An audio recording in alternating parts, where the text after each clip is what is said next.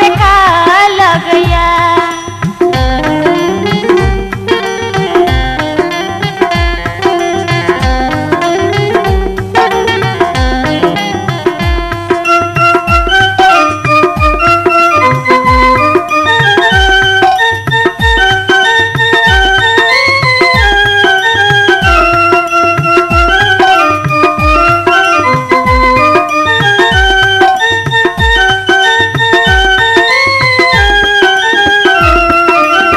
छल मनोरथ बाबा धाम जायब,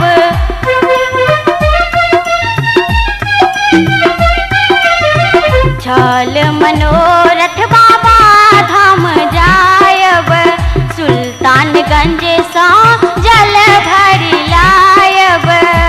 बाबा यो दर्शन लेल हमरो प्राण छूटैया, बाबा यो दर्शन लेल हमरो प्राण छूटैया।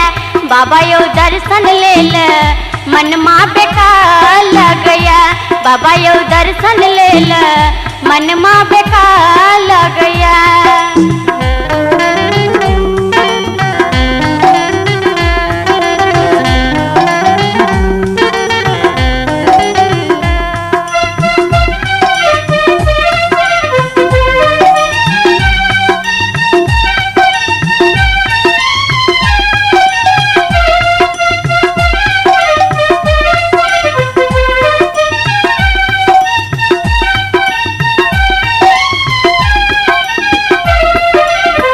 अर्जी बिनती आही सुनबै,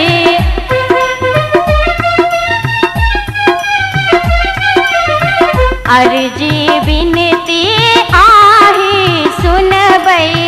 बाबा के छोरी हम ककरा कहबै, बाबा यो भक्त अहाँ के किलोल करैया, बाबा यो भक्त अहाँ के किलोल करैया।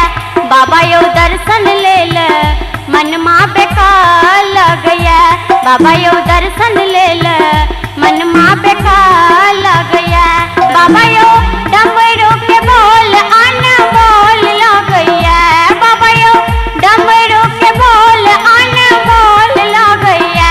बाबा यो दर्शन लेल मनमा बेकार लग गया, बाबा यो दर्शन लेल मनमा बेकार लग गया, बाबा यो